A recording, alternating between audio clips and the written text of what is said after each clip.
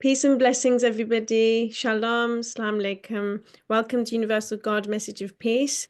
I'm Lalit Tansa. This is Rabbi Lee Wiseman and Dr. Khalid Zahir. And they are both, in my opinion, excellent religious leaders and teachers and role models for their communities and beyond. Today, we're going to be discussing the topic of what makes a good religious leader. What are the qualities of a good religious leader? And this week, Rabbi Wiseman will be starting, God willing. So over to you, Rabbi Wiseman. Thank you so much. So the actual title was "What Makes a Good Religious Teacher," um, which is a slightly different topic. But so we're going to go with teacher for the moment. Very often they're the same thing, but not always. Very often they're the same thing, but not always. So we'll start from the teaching end. Okay. So I think the first thing is I think the first quality that we look for in a religious teacher is the quality of humility. And that's fairly easy to see. Um, Not in, whether they look at the ground a lot or whether they speak, humbly about themselves. And there's a very simple indicator, and that is how many times they say, I don't know. That's okay. If you want to see whether or not your teacher is humble, it's very simple. How many times do they say, I don't know? Because the nature of things is that there are a lot of things we don't know. We are not we're far from infallible. We're far from all knowing, and there are a lot of things that we don't know. And any teacher who pretends to know everything, that's a big red flag. But somebody who's willing to say, "Hey, I don't know. I'll find out. I'll try to, let me think about this a little bit." Or a person who, when you ask them a question, they pause for a little while, right? And don't give you an immediate answer to allow for themselves to think. Those are all very good signs. It's really important for a person to be able to say, I do not know. Especially when you're dealing with religious issues. We are finite beings trying to understand an infinite reality. We're trying to understand something which is very far beyond ourselves. And so, therefore, we have to have a certain sense of humility, but also to understand there are things we're not going to be able, there are things that we're not going to understand. And we have to be honest about that, and we have to be sincere about that. So that's number one. Um, a second thing is I think that a good religious teacher understands that students pay as much attention to what they do as to what they say. Um, Very often, sometimes,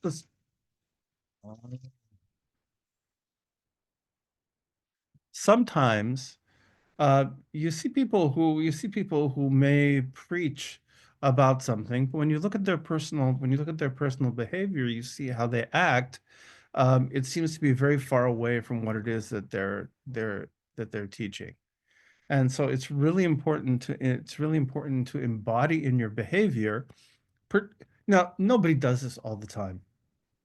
Nobody's asking, we can't expect uh, teachers to be superhumans. Of course, they're not superhumans.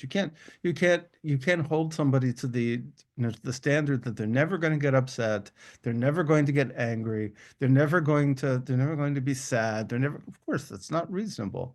They have to be human beings. We all have to get to be human beings, but at the same time,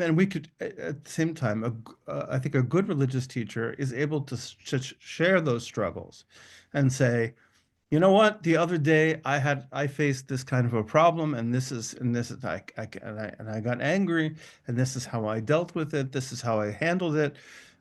Is able to deal with their humanity and manage their humanity in a way that helps other people understand how to deal with and manage their humanity too. And um, and reflect in their behavior the best of what it is that they teach, in the best ways possible, right? In the best ways possible. Related to that, I think, um, is, and this is, and maybe this is a personal, I can't tell whether this is a personal preference or not. It may be a personal preference, but I'm just gonna give it as a personal opinion.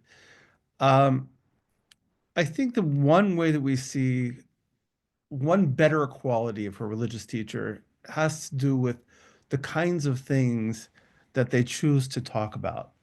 Do they choose to talk about things which are real and which are important to people and which are vital to people's moral being and spiritual development, or do they talk about minutia? I find that a lot of religious teaching is about minutia. Um, and and in particular a ritual minutia. And I personally don't find that particularly useful.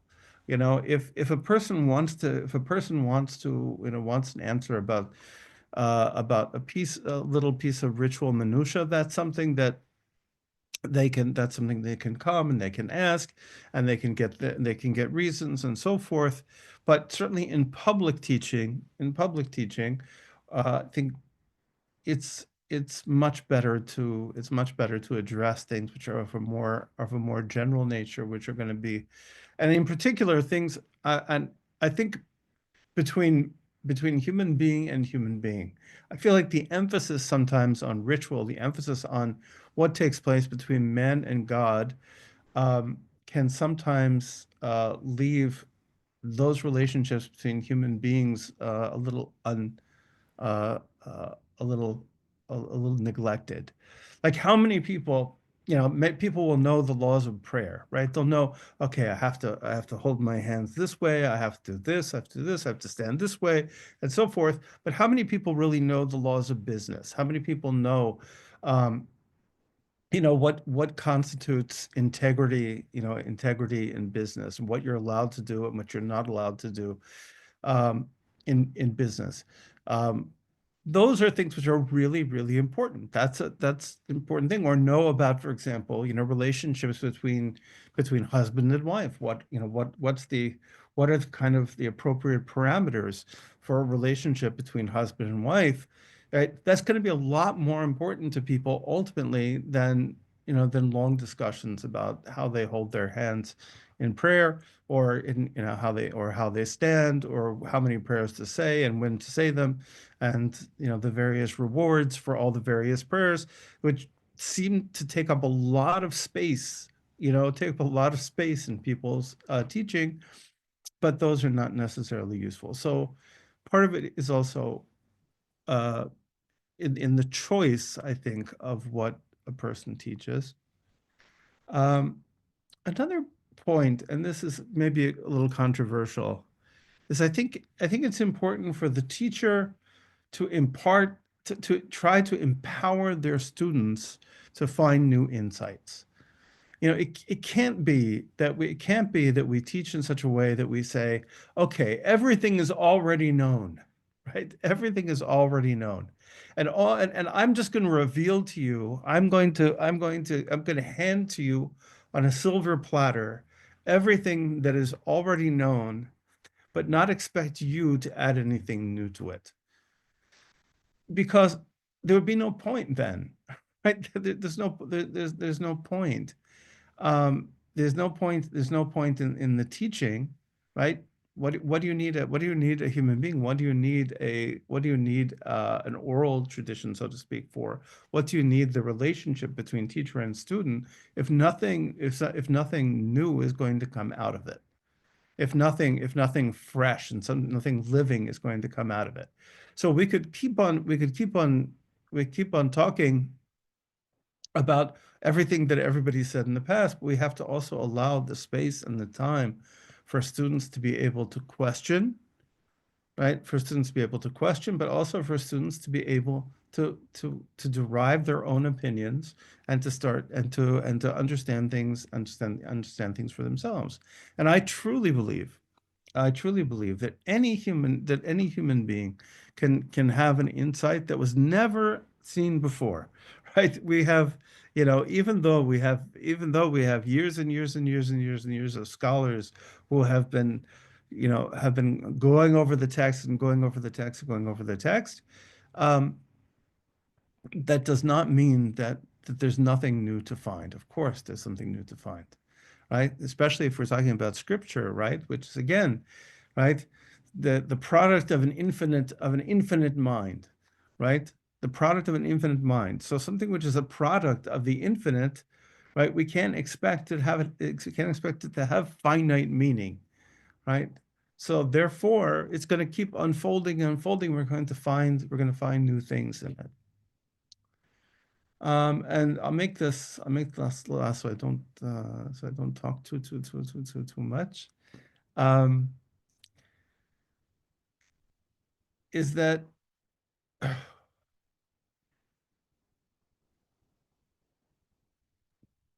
lost my train of thought. I had one more thing. I forgot what my one more thing was. Okay, it's been a long day. It'll come to me. Once you ask me anything. It'll come to me immediately. So, I'll take some questions on what so far, and then the last thing will come. It does happen sometimes, It that does. things slip out of your mind, and then you start talking, and then they It'll come come back. back. It'll Yeah. come back. But honestly, I must admit that, whatever you said, uh, I was not expecting it, except for probably the second point. I jotted down 4 points. I would have expected that a teacher, religious teacher, is deeds and words should match. Mm-hmm. But the other three, I mean, they're amazing, honestly. Uh, I, if you would have asked me to do it first, I wouldn't have said them, but they're so very important. I mean, humility. I now endorse what you're saying. I mean, that's if I'm looking for a teacher, particularly a religious teacher, uh, I should I should look at this this particular aspect, mm, probably more than any other, because quite often what we see in the religious world, not pointing at any one particular person or a group, honestly, lack of humility has caused so much of damage. Uh, Yeah. this world would have been much better place to live in had all or most religious leaders been humble. I quite agree with you now. So that's great. Um, and I do agree with you that the choice of topics is important. I mean, you know better than me that the kind of influence uh, a religious leader enjoys. My goodness, I keep telling people that uh, forget about the politicians, forget about even the monarchs or any other entity, a military general. My goodness, the kind of influence, impact, power that a religious teacher enjoys, nobody else enjoys it Yeah. because they are just next to the prophets. The prophets are not there. So I mean, it's so immense, so strong. And if they start talking about topics which are, you know, unworthy of being talked about so much, Mm-hmm. uh, you can imagine what kind of society is going to get designed, created as a consequence. So I quite agree with you. Uh, they really need to be so very careful in what they are saying and what they're choosing to say on. And my goodness, this last point that you raised was, I mean, amazing. That a teacher should actually empower the students, those who are listening to him and attending his presentations, to add to what he's saying, um, not just questioning, but giving their own opinions. And I mean, you're so very right that you would quite often be surprised, pleasantly surprised that uh, the people that you are trying to teach would come up with explanations, understandings, and insights you could never have thought of. But then I must say that this probably is only going to be possible if the teacher has the first ability, the first attribute, which is humbleness. I mean, if Yes. he's not humble, he would say, "How on earth, how the hell do you dare say that? Right. You add to my knowledge." So I think this all of Yeah. this is wonderful, and And whatever I have said, I hope is going to help you in thinking about the last point that you were. And I can't, it's interesting. I can't tell you how many times I have heard exactly those words. I mean, how dare you? I mean, seriously, it is, or at least in one way or another, that message comes off a lot, and it's very toxic. Also, I mean, It if you is. talk to people, you know, if you talk to people who have left religion, you know, especially people who have been educated, and you say to yourself, how is it possible that somebody who was so educated, somebody they left, is many of them will tell you it was because of an experience like this, because they came up with an insight, they came up with something, they came up with a question, and they were told, how dare you ask that question? They were told, how dare you challenge me? How dare you? And they just said, like, this is, if this is what it is, right? If this is what it is, then who wants to be part of that, right? Who wants to be trapped into a system in which you're not allowed and which you're not allowed to think. So I remember my last point. My That's great. I told you it happened. Um, my last point was that we have to understand that religious teaching is not like other teaching. So we already said that in a way, because part of one of the important points is to, and I said before, and that is to understand that they're studying the teacher, right? They're not just studying what you're saying. So they're watching you. So that's something important to know as a religious teacher. The other thing to know is that it's not one size fits all. You know, very often we have, like, in education, we have an idea of a curriculum, right? And there are two kinds of teachers. There are teachers who teach the curriculum, and there are people who teach students, right? There are people who will say, okay, this is my material, right? This is my material, and my job is to get across material, right? I'm teaching this book, right? I'm teaching this book, and I'm going to teach this book, right? And and whether or not the students are understanding, whether or not the students relate to it, whatever the experience of the students, whatever it is, it doesn't matter. I'm just going to do the same thing no matter what. When religious teaching, we have to understand that each person comes with an entirely different set of equipment, right? We don't come, we come very, very different. Spirituality involves every part of you, your emotional makeup, right? Your emotional makeup, your intellectual makeup, your physical makeup. There's all sorts of things that go into that your spiritual life really is at the center of is really at the center of uh, of many other kind of factors in a person's personality. And so it is never going to be one size fits all. You're not going to be able to, you're not going to be able to pick one kind of teaching and expect it to work for everybody. You're not going to be able to give one message and expect that one message to hit everybody's heart. But each person's heart is different, and so the message has to be shaped for that person. And even in religious rulings, right? Forget about, let's be legal for a second. So even in legal rulings, you have to take you have to take into account who you are talking to, right? And what their situation is, right? You don't want to put, even in business law, okay? If somebody did something wrong, right? And fixing it, right? And fixing it would cause a catastrophic loss to that person, then you might try to find another way to solve that problem, right? Even though that might be the normal legal way to solve the problem, right? Would be just, we're going to take the money away from this person, give the money to this person. But if it's going to leave this person, it's going to leave this person with nothing, you're not going to do that. So there has to be context sensitivity when it comes to law, but certainly when it comes to teaching, you really have to pay attention to who you are talking to.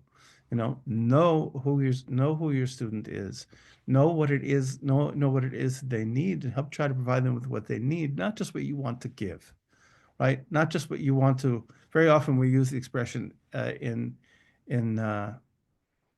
English, right? The Jewish people use the expression to give over. It's a translation of a Hebrew verb lemaser, right? To give over. And you say, well, what did I do? What did you do? I says, I gave over some text. Well, it doesn't really work that way. It actually doesn't work that way. Teaching is not a passive transmission of something to another. It's going to be shaped by your intellect. And I thought of one other thing that I wanted to add, and that is that a good teacher talks about what they are for and not about what they are against. Very often, if you hear a teacher and the teacher is constantly railing against somebody else, and all of their teaching is kind of used as a blade against somebody else, that is never a good sign.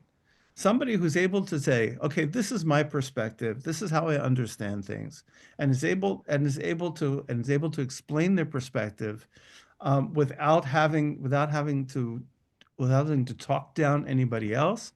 I think that's a sign of a very good teacher. On the other hand, a person who can only explain their position by tearing down somebody else, I think that's a sign of a bad teacher. And I think it's also a sign of a lack of humility, because a person who's humble is going to understand that other people also have their perspectives. Other people may see things differently in a different world, and it's not their business to be tearing other people down. It's the business to be building up their students. Okay, now I'm done. Great additions.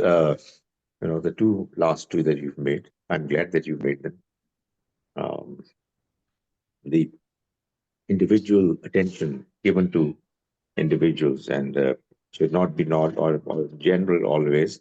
And the other one is, I mean, you're right. I mean, religious teachers are very likely to talk against others rather than to talk for what they stand for. When I'm going to ask you questions, I'm being a little selfish because, the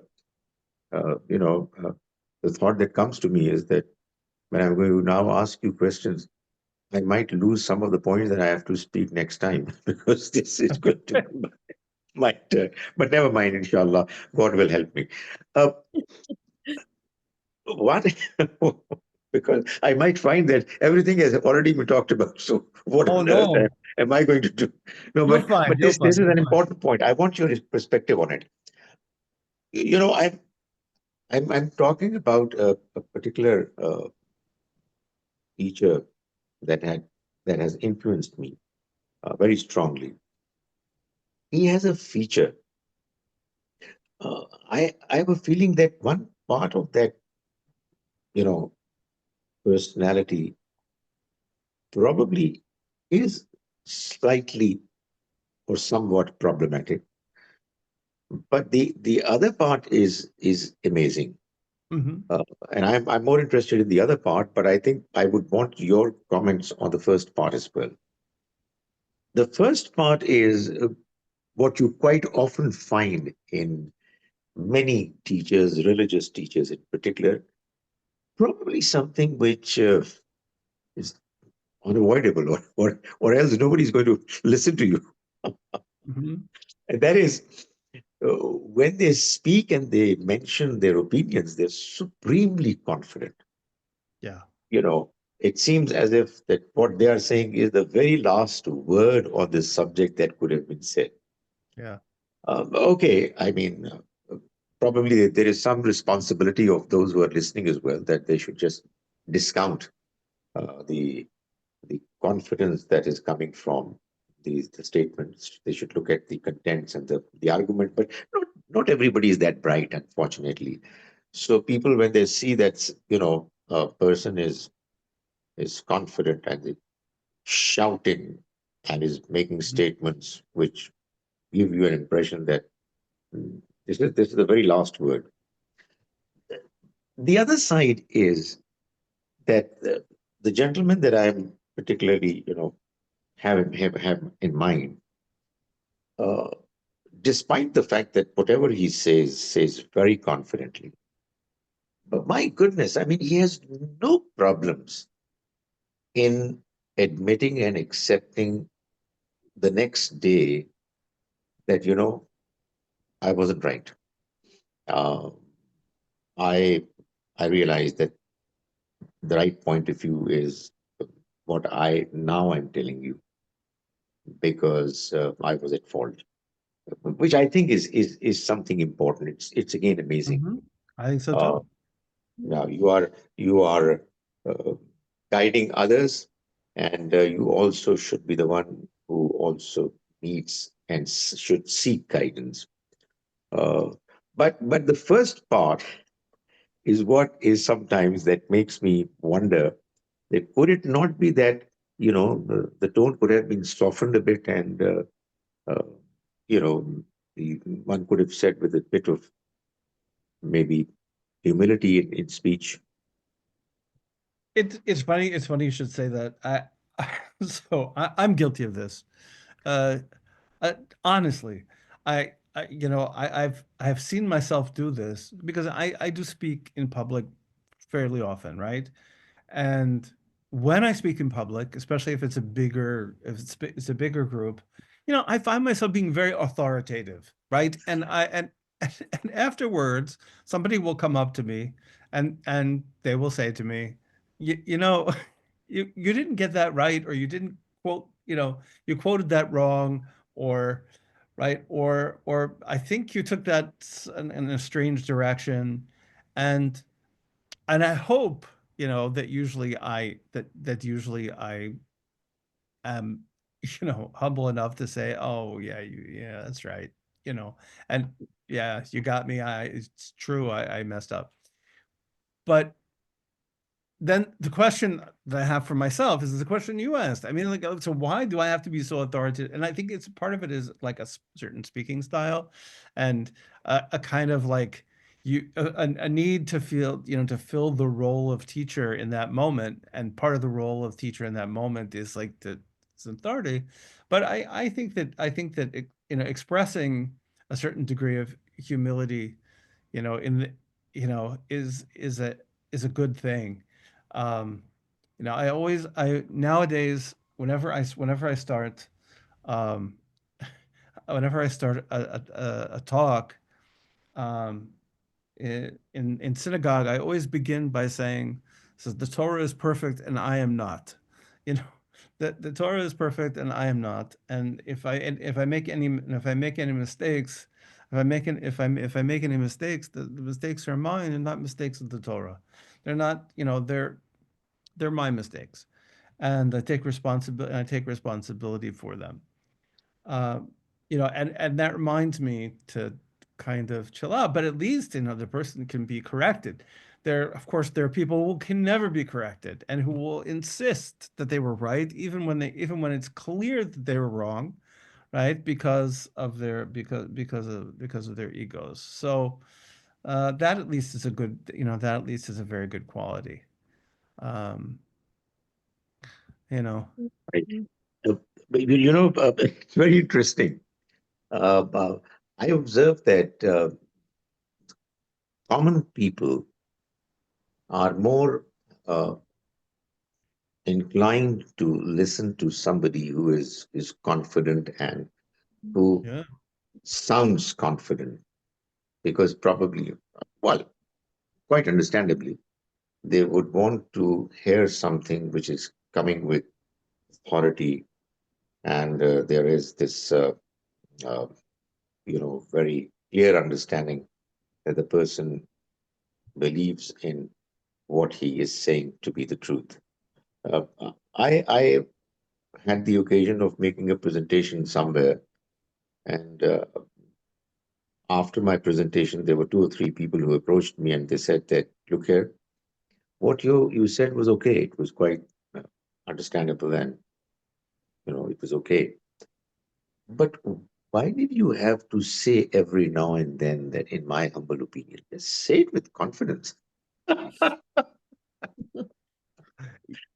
Now, I That think it's a utopian, uh, you know, understanding or expectation that people would just look at the merit of the argument, no matter how it is presented. But that's not the case. That's not how it happens. It doesn't work out that way. Quite as much the strength of your argument, probably even more, is the forcefulness of the way it is presented. But I think some balance should be struck, and I think one of the points that you've mentioned, uh, I'm actually I'm actually referring to it, that this empowering aspect that you mentioned. Um, a good teacher, should enable the students to look for the strength of arguments rather than the forcefulness of presentation. That that Mm. quality should get better amongst the students and the listeners and those who are reading. And I think this is what a good teachers do. It's amazing how your level of critical analysis improves when you are being guided by good teachers. But yeah, I mean, this aspect of uh, humbleness is tricky. It is something that really has to be done in a balanced way. when you said that, I struggle with this all the time. There are times, and I've criticized myself for this on both directions. Sometimes I listen to myself speak and I think to myself, why do you keep saying, in my opinion? Because it's obvious it's in your opinion. It's obvious. You're the one speaking, so it must be your opinion, right? But then I think to myself, no, no, no. It, I don't want people to think that this is like the opinion of God. Like this is, because of what I'm talking about, right? It's easy to forget that it's my opinion and to think that somehow or another this is some absolute truth. Okay? And if I know that it's not an absolute truth, I know that this is this is my take and my understanding, even if it's shared by lots of other people, right? Even if it's shared by lots of other people, still, right? Still, if I'm choosing among different opinions or different perspectives, I'll say, okay, this is how I understand it. But no question that in the minds of some that weakens your argument, right? But I'm okay with that if it's weakening the argument in the sense that, oh no, no, wait, this isn't the voice on high from Mount Sinai, then I'm okay with that, right? Because I don't want to be the voice from on high from Mount Sinai, right? I think that the people who do that, they often, they you attract all sorts of people that way. I think the people really like that. It's a there's a certain thing about that people like that kind of authoritative. This guy, says it how it is. This is the ultimate. He's got the truth. He's got. but it's not real, and so it's not real. So I Yeah, think you do have to find a balance, right? You want to yeah. be authoritative. You want to be authoritative at the same time, you know, but if you are speaking, it is your opinion. It's, except that there are always those people who, when they speak, it's not their opinion, right? It's, they claim it's the opinion. They're kind of holding that it's the opinion of God himself, and that's dangerous. So It's I'd rather be accused of being too humble than being too arrogant. that's very, very, very important. That's very interesting. And then just last thing before Dr. Lally, you take over. It's interesting that the other day I think I was responding to a question or what. Um, I was addressing this real serious problem as to why is it that many of the Muslim religious speakers, scholars, they are so strong, at times harsh in their tone, that you many people they repel.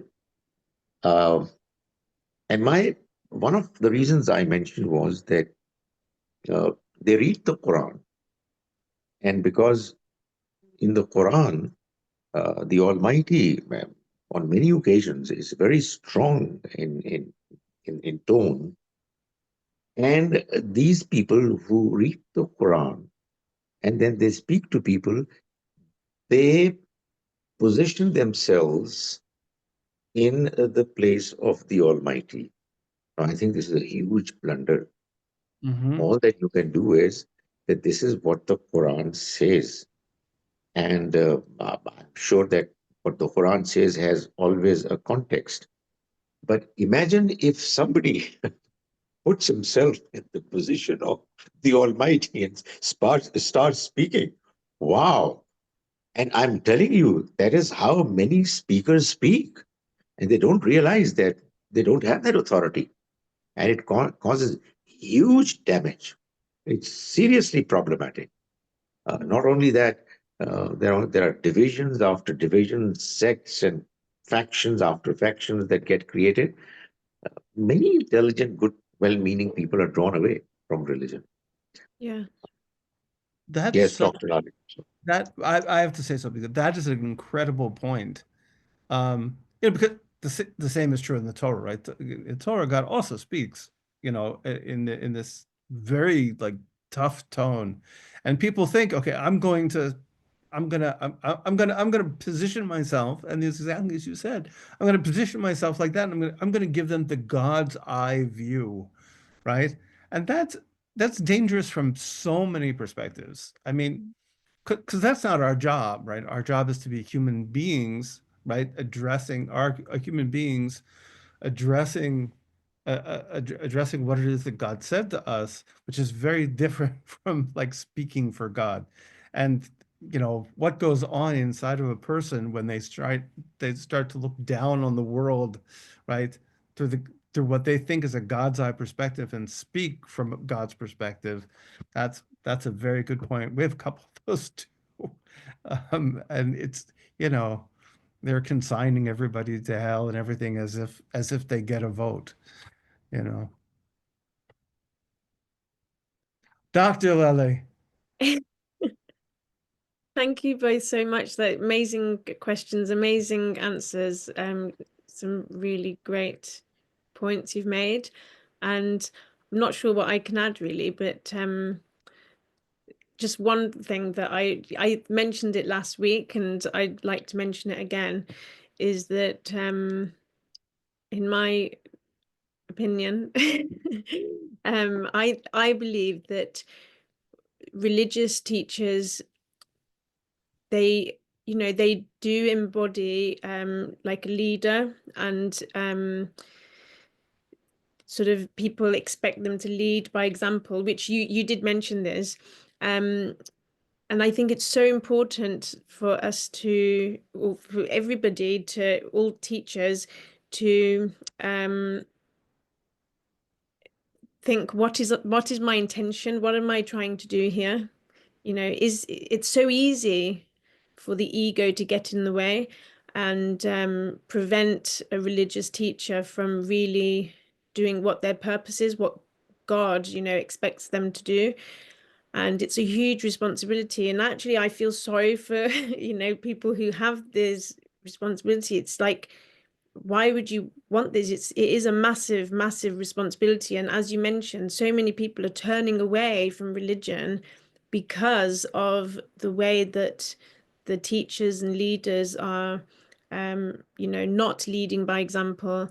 And, if I think, let's question ourselves, what is our intention? If our intention is sort of to lead by example and to create unity rather than division, to inspire people to find that teacher within themselves, and to connect really to their creator. That, I think, that should be the number one purpose of the sincere intention of any religious leader should be to help guide others by example, and also with good communication skills, something that I really don't have. But anyway, to try to speak well in a way that the other person understands, to try and guide them to connect with their creator and have that direct relationship. And it's so, so easy for the ego to get in the way, and for people to want to put themselves in between that student or whoever you're teaching and the Almighty, our Creator, who wants to have an intimate relationship with every single person, and in a palpable way. It's so easy for the ego to get in the way, and I think that is, so humility, as you said, is the key. You've been teaching recently, Rabbi Wiseman, about humility and what, the meaning of true humility. And actually, I completely agree. Some of the points you said is that humility, a humble teacher should be aware of their strengths, and actually be able to use those strengths to serve God, and to serve the people, and to help teach, and to also be aware of their weaknesses. And if we're trying to inspire, if we all try to inspire each other to love and peace and justice and truth, really, it shouldn't matter whether even we look stupid or if we are wrong in front of other people. If you really want to guide people to truth, then we have to get that ego out the way. And actually, I think encourage our students to seek truth, and to say that we might be wrong. Don't just believe everything I say.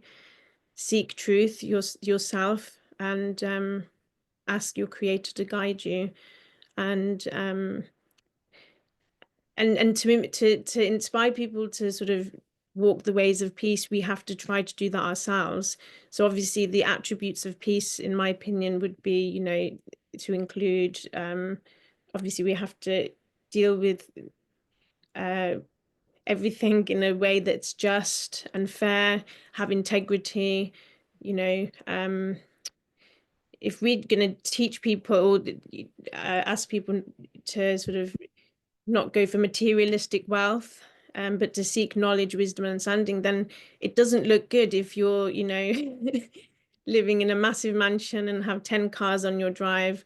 Things like this, people, it makes such a big difference on people. And it puts people off religion, and it puts people off believing in God, which is such a shame. It's such a shame because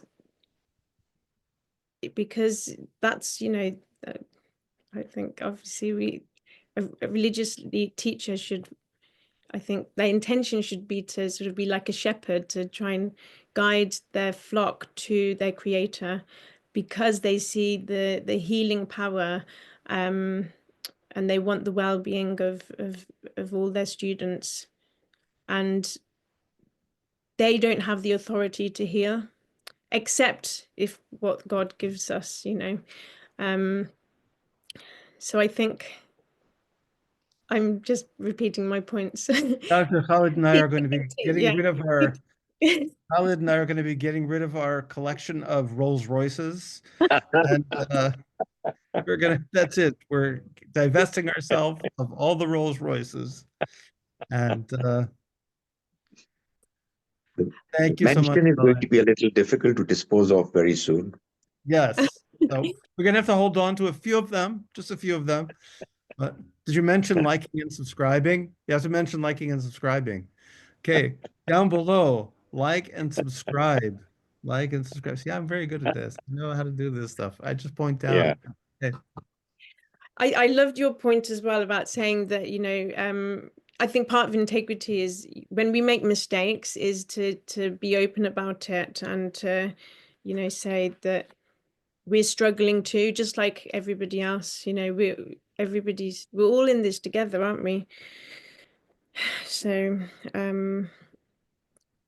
yeah, and that's part of really giving students the strength to sort of get back up on their feet is to show them that you're in that battle with them. You're on the battlefield. You're not just standing and watching. You know, you're with them and you're fighting with them, and you know that's a big part of it, I think. So you know, what can we do? What would you advise all the religious leaders that are, or teachers that are out there, how to sort of you're really good at practical tips. What can we do? What practical tips would you advise? 5 practical tips for religious teachers to, just to summarize this talk. Rabbi. This, Five? Okay. yeah. You want 5? Okay. I'll give you 5 quick. Just quick 5 points. Quick, 5. Okay. 1, say you don't know. Okay. Never call a student stupid. Never call somebody stupid. Never tell somebody that they can't ask a question. Actually listen when somebody asks a question or when they offer their opinion. And beyond everything else, okay, you should say to your students, never believe anything I say because I say it. Never believe anything I say just because I say it. That's it. 5 things. 1, Yeah. 2. Excellent. Amazing, excellent. Thank Excellent. you. Do you have any final questions, Dr. Zahir, or? So I'm now, already worried about my next presentation. So I Okay. would say nothing. He's working. He's thinking. So we'll be back next week, Yeah. and for more. Yeah, Thank you. Thank you. Inshallah. Yes. Thank you Inshallah. very much. Okay, peace Bye. and blessings. Assalamu alaikum. Salam. Wa alaikum assalam.